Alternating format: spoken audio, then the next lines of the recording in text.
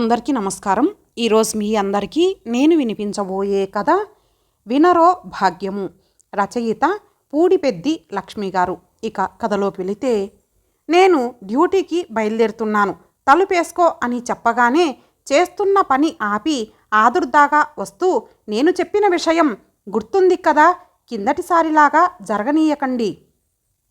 మీ కొత్త సార్తో పోట్లాడతారో మరేం చేస్తారో తోట పని మాత్రం ఒప్పుకోకండి, సరేనా, వింటున్నారా అంటూ నా భార్య పద్మ ఇంకా ఏదో చెబుతుండగానే నేను బస్టాప్కి బయలుదేరాను. డిఐజీ క్వార్టర్స్కు వెళ్ళే బస్సు సిద్ధంగా ఉండటంతో ఎక్కి కూర్చున్నాను. పద్మ మాటలు ఇంకా చెవిలో వినిపిస్తున్నాయి. కొత్త డిఐజీ వస్తున్నారని తెలిసిన దగ్గర నుండి మొదలయ్యింది ఆమె ఆరాటం. పాత సార్ తోట పని చెయ్యమన్నారు. తోటలోని ఎరువులు, పురుగుల మందులు నా ఆరోగ్యానికి సరిపడక వచ్చిన స్కిన్ అలర్జీ 2 ఏళ్ళు నరకం చూపించింది. ఈసారి ఏ డ్యూటీ చేయమంటారో చూడాలి అనుకుంటూ ఉండగానే ఆఫీసు వచ్చింది. బస్సు దిగి లోపలికి వెళ్ళేసరికే డ్యూటీల కేటాయింపు జరిగిపోయింది. హడావుడిగా మాట్లాడుకునేవారు కాస్త నన్ను చూసి, శ్రీను వచ్చావా, నీ గురించి చాలాసార్లు అడిగారు అని చెప్పగానే ఆతృతగా లోపలికెళ్ళాను. కొత్త సార్ ఎత్తుగా జబరుగా ఉన్నారు. తెల్లని విశాలమైన నుదురు, దయ కురిపించే చిరునవ్వు ఎందుకో బాగా నచ్చారు. నమస్కారం సార్ అనగానే, రండి శ్రీను. శ్రీను అంటే మీరేనా? మీ పాత బాస్ నాకు మంచి ఫ్రెండు, మీ గురించి చాలా చెప్పాడు. అందుకే మీకు మా అమ్మగారి దగ్గర డ్యూటీ వేశాను. మీకు పెద్దగా కష్టం ఉండదనుకుంటాను. మీ డ్యూటీ వేళల్లో మా ఇంటికి వచ్చి మా అమ్మగారి దగ్గరే ఉండి ఆవిడ మాట్లాడింది వినడం అంతే. ఇప్పుడే మా ఇంటికి వెళ్ళి డ్యూటీలో జాయిన్ అవ్వండి. నిర్వికారంగా సార్ ఇంటికి వెళ్ళాను. వంటావిడనుకుంటా అమ్మగారికి నన్ను పరిచయం చేసింది. నమస్కారం అమ్మగారు అంటుండగానే, నమస్తే, నువ్వేనా సీను అంటే? చాలా బుద్ధిమంతుడవని మా వాడు చెప్పాడు. పద, నా గది చూపిస్తా. మాటలు ఆపకుండానే గదిలోకి దారి తీసిందావిడ. ప్రపంచంలో ఎవరూ నాలాగా వినడం అనే డ్యూటీ చేసి ఉండరేమో కదా, బాగుంది నా రాత అనుకుంటూ ఆమెను అనుసరించాను. నా పుట్టు పూర్వోత్తరాలు, నా కుటుంబము, నా ఇష్టాయిష్టాల గురించి వందలాది ప్రశ్నలు వేస్తూ నా జవాబులనైనా వినకుండా కొన్ని జవాబులు కూడా ఆవిడే చెప్పేస్తూ విరామం లేకుండా మాట్లాడుతుంటే శ్రోతలాగా ఉండిపోయాను. అలా కొన్ని గంటలు గడిచాక, ఇంతకీ భోజనం తెచ్చుకున్నావా శ్రీను అన్న ఆమె ప్రశ్నకు నాకు మాట్లాడే అవకాశం వచ్చింది. రేపటి నుంచి తెచ్చుకుంటాను. ఈ రోజుకి దగ్గరలోని క్యాంటీన్లో తినేసి 1 గంటలో వచ్చేస్తాను అని బయలుదేరబోయాను. భలే వాడివే, నేను తినాలిగా, నాతో బాటే నువ్వును అంటూ నా జవాబైనా వినకుండానే, కుమారి మా ఇద్దరికీ వడ్డించు అన్నారు. వంటావిడ చిత్రంగా చూస్తూ వడ్డించసాగింది. చేతులు కడుక్కొని రా నాయనా, ఇలా నా పక్కన కూర్చో. ఉదయం ఏమైనా తిన్నావో లేదో అడగనే లేదు. మొహమాటంతో నువ్వు చెప్పలేదు. నా మాటలతోనే కడుపు నింపేశానేమో. ఇక రోజు నీ భోజనం నాతోనే.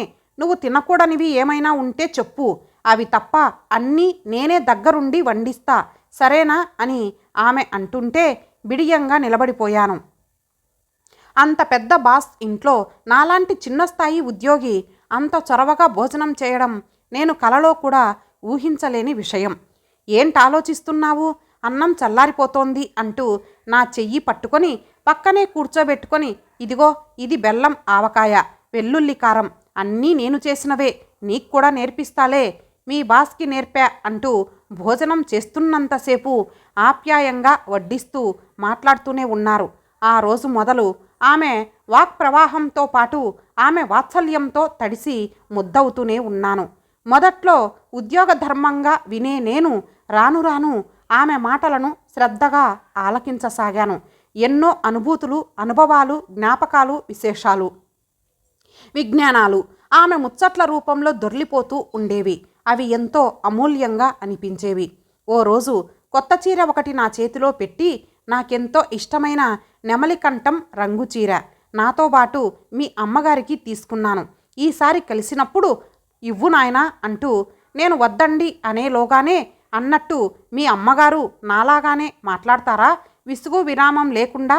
అయినా ఇంత ఓర్పుగా ఆదరంగా వినే నీలాంటి కొడుకు ఉంటే ఏ తల్లి అయినా ఎందుకు మాట్లాడదు అని ప్రశ్న జవాబు ఆవిడే చెప్పేశారు ఎప్పటిలాగానే.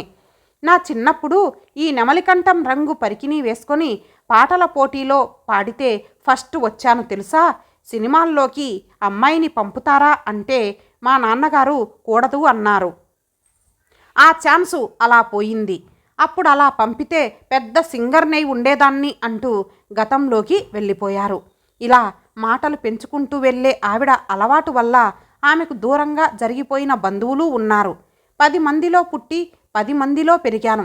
ఇప్పుడు మనుషుల కోసం మొహం వాచిపోయాననుకో అంటూ వాపోయే ఆమెకు ఎవరు పడితే వారు నచ్చరని, నేనెందుకో బాగా నచ్చానని, తనకంటే కూడా ఆత్మీయుడినైపోయానని సారు అంటుంటే వారి పెద్ద మనసుకు పొంగిపోయాను. అంతా బాగుంది అనుకున్నంతలోనే మనసులో అలజడి మొదలైంది. ఈ మధ్య తరచుగా అమ్మగారు మాటల్లో పల్లెలో ఉన్న మా అమ్మ గూర్చి ప్రస్తావించడం వల్లనేమో అమ్మ పదే పదే జ్ఞాపకం వస్తోంది. అమ్మగారు ఏం మాట్లాడినా చేతులు కట్టుకొని వినే నేను అమ్మ మాటలకు దొరకకుండా తప్పించుకు తిరిగిన వైనం గుర్తుకొస్తోంది.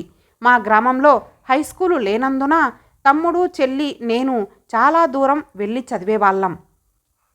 తెల్లవారేసరికి చద్దన్నం మధ్యాహ్న భోజనం అన్నీ సిద్ధం చేసిస్తే పరుగులు పెట్టి బస్సు ఎక్కేవాళ్ళం.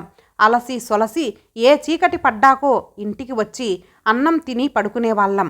మాకెప్పుడూ అమ్మతో మాట్లాడే తీరిక ఉండేది కాదు. సెలవు రోజుల్లో ఆటలు చదువులతో సరిపోయేది. ఒరే పెద్దాడా అంటూ అమ్మ ఎప్పుడు నాతో మాట్లాడాలని వచ్చినా చదువుతున్న పుస్తకంలో నుండి తలెత్తకుండానే ఆ ఊ అంటుంటే చూసి చూసి మాటలాపేసి వెళ్ళిపోయేది. ఆమె ఎంతో ఆసక్తిగా చెప్పాలనుకున్న విషయాలు నాకంత ప్రాధాన్యం ఉన్నవిగా అనిపించేవి కాదు. ఉద్యోగం వచ్చి దూరంగా వచ్చాక మా మధ్య మాటలు ఇంకా తగ్గిపోయాయి. ప్రతి వారం అమ్మ ఫోన్ చేసేది. ఏమడిగినా ఆ ఊ అలాగే అంటూ పొడి పొడిగా మాట్లాడేసరికి ఆమె మరి మాటలు పొడిగించేది కాదు. పెళ్ళై నాకు సంసారం ఏర్పడ్డాక అప్పుడప్పుడు అమ్మ వచ్చి నాతో ఉండేది. ఆఫీస్కు వెళ్ళకముందు పేపర్ వచ్చాక టీవీ పెట్టుకొని ఉండేవాణ్ణి. వీలున్నప్పుడల్లా అమ్మ నాతో మాట్లాడే ప్రయత్నం చేసేది. చూసిన సినిమాలే మళ్ళీ మళ్ళీ చూడటం, చదివిన ఫోన్ మెసేజ్లే మళ్ళీ చదవడం తప్ప ఆమె మాటలు వినడానికి తీరిక సమయంలో కూడా ప్రయత్నించలేదన్న విషయం గుర్తుకొస్తే మనస్సు భారంగా అవుతోంది. పద్మ పిల్లల చదువులు వంట పనులతో హడావుడిగా ఉండేది. తమ్ముడు చెల్లి ఫోన్ చేసి నాతో చాలాసేపు మాట్లాడేవారు. వాళ్ళ ఫోన్ వచ్చినప్పుడు ఏంటి నాయనా వాళ్ళ విశేషాలు అంటూ మాట కలిపే ప్రయత్నం చేసేది అమ్మ. ఏముంటాయి అన్నీ మామూలే అంటూ ముక్తసరిగా చెప్పేసేవాణ్ణి. అందరం కలిసి కూర్చున్నప్పుడు మీ నాన్న చిన్నప్పుడు ఏం జరిగిందంటే అని నా గురించి మురిపెంగా చెప్పే ప్రయత్నం చేస్తే అబ్బా నానమ్మ ఇక చాలు, ఛాన్స్ ఇస్తే మీ చిన్నప్పటి కబుర్లు కూడా చెప్పేలాగా ఉన్నావు అంటూ నా పిల్లల ఎగతాళి. పని మనిషితో పక్కింటి వాళ్లతో మాట్లాడితే మోటు వాళ్ళు అనుకుంటారు అన్న మా ఆవిడ మందలింపు అన్నీ కలిసి అమ్మ మాటలకు మొహం వాచిపోయేలా చేశాయి. మాట్లాడేవారు కానీ తన మాటలు వినేవారు కానీ లేక దేవుడి పటాల దగ్గర కూర్చొని మాట్లాడేది. తనలో తాను మాట్లాడుకునేది. మేము గమనిస్తే ఆపేసేది. 6 నెలలయ్యేసరికి ఊరికెళ్ళి అందర్నీ చూసొస్తానని వెళ్ళిన అమ్మ తిరిగి నా దగ్గరకు రావడానికి ఆసక్తి చూపించలేదు. అమ్మగారంత వయసే ఉన్న అమ్మ మనసులో కూడా ఎన్నో అనుభవాలు, అనుభూతులు, జ్ఞాపకాలు ఉంటాయి కదా. అవన్నీ మాతో గలగలా మాట్లాడుతూ చెప్పాలి అనే తాపత్రయం, కోరిక ఆమెలో ఇంకెన్నాళ్ళు ఉంటాయో అసలే పెద్దదైపోతోంది. వీలున్నప్పుడంతా అమ్మ దగ్గరకు వెళ్ళి ఆమె చెప్పే ముచ్చట్లు, కబుర్లు అలసిపోయేదాకా వినాలని బలంగా నిర్ణయించుకున్నాను. సార్ 4 రోజులు సెలవు కావాలి, మా అమ్మ దగ్గరికి వెళ్ళాలి సార్. మరుసటి రోజే అడిగాను. ఏమైంది, అనారోగ్యం చేసిందా అని ఆయన ఆందోళనగా అడుగుతుంటే మా అమ్మ మాటలు వినాలని ఉంది సార్ అంటూ ఆయన కళ్ళలోకి చూసి చెప్పాను.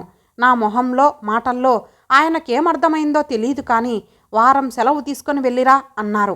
ఆలస్యం చేయకుండా ఇంటికొచ్చి అమ్మగారు ఇచ్చిన నెమలికంఠం రంగు చీరతో పాటు మిగతా వస్తువులు బ్యాగులో సర్ది మా పల్లెకు వెళ్ళే బస్సు ఎక్కి కిటికీ దగ్గర గాలి తగిలేలా కూర్చొని వెనక్కి వాలుతూ అమ్మ మాటల మాధుర్యాన్ని తెలుసుకునేలా చేసిన అమ్మగారికి మనసులోనే వందనాలు చెప్పుకున్నాను. ఇంతటితో ఈ కథ సమాప్తం. మరలా మరొక మంచి కథతో కలుద్దాం. అంతవరకు సెలవు. నమస్తే.